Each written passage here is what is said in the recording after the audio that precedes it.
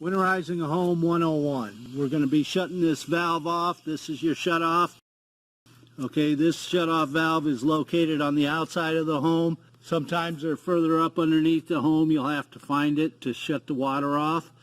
We also have an outside spigot here that you see that we've hooked a hose up to that we will drain lines. Go ahead and open that up. As you see here, that's going to help us expedite the excess water in the lines. Hot water heater has been draining for a while. They can be rather slow if you don't have air pressure going through them. So we've shut the water off to the home. We've had the water heater draining. We've got our outside spigot draining. So we are draining the water to the home right now. I'm going to show you what we've done on the hot water heater. All hot water heaters have this spigot at the bottom of them. You hook your hose to, open the valve, which it's open. It'll help drain the hot water heater. You can also open this pressure relief valve, puts air into it, helps you drain it. This is a gas hot water heater. We have turned the gas valve to the off position. So if this was an electric hot water heater, you would need to go to the electrical panel, find out which breaker it is for the hot water heater, and shut it off. If you do not do this on an electric hot water heater, you will burn up the elements and have to replace them on the hot water heater. We are now hooking up the air at this outside spigot. That'll cover everything. Here's a hose bib we've rigged up that hooks onto your air hose. Casey, go ahead and hook that up.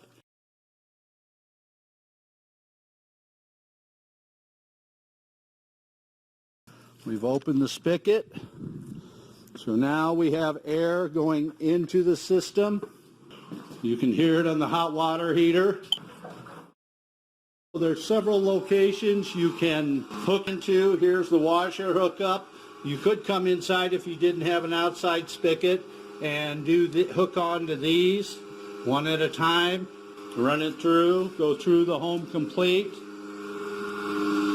Now you see this hot water heater is draining very effectively now with the air hooked up to it. It's a lot of water going out. We'll let that do its work for a minute. So we're going to start on the hot water side, farthest away from our source of air. And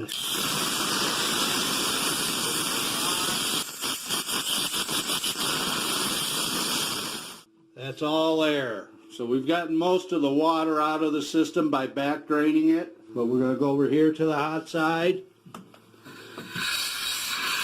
In the tub, we do have some water coming out.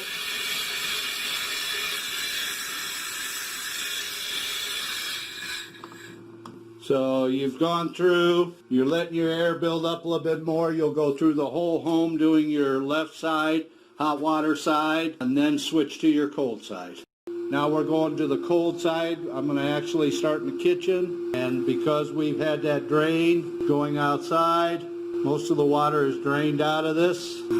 So we were losing a lot of air. We noticed the hose is done draining water, so shut off that outside spigot. Now all your air pressure is going into the lines in the home. So we're back in the farthest most bathroom. We've done the hot. Now we're doing the cold. We've got air coming through the system. Hot water heater's been drained. We've shut that off so we're not losing air through there. Okay, now we're doing the cold. Most of the water's out of the system. Here to go through all this twice. You can actually hear when you got better airflow.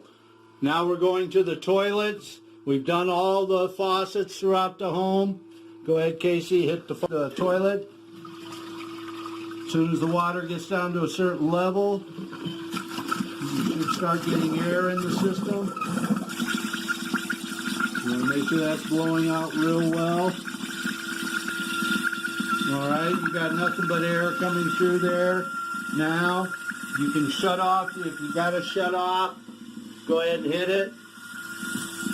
Now we're going to try and get some excess water out of this tank. You can take a plunger or a rag, Okay, we've got most of the water out. Casey's going to take the antifreeze. We'll start in the toilet, put some in the tank.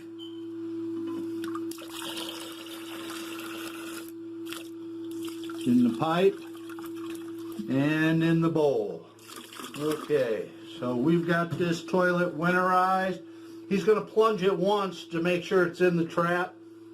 You do it too much, it's just going to shoot it on through the pipe and you've wasted it. Okay, he's also going to pour some down the drain in the bathtub.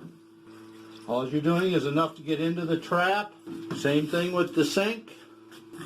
And this bathroom is winterized.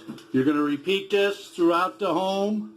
One thing you do not want to forget is your washer hookups if you're doing it from outside the home. Okay, Casey's got a hose here. He's going to put it down the drain. Open up the faucet. You got air going through. He'll disconnect that. So then the one thing you also want to do is take the antifreeze and make sure you put some down your washer drain. Perfect. So we've gone through the home, repeating the process you saw in the bathrooms. Remember to always use RV and marine antifreeze. All your drains need it put in it. Kitchen. If you had a dishwasher here, you would open that up, put some in the bottom of it to get through that drain. And this is winterizing a home that still has the electricity on. Now what we've completed so far will winterize the home if you still have electricity to the home and the heat tape is working. We've removed the heat tape on this, but in order for this area not to freeze up, you have to have electricity. So the next video will be us with a home with no power, how to winterize your riser.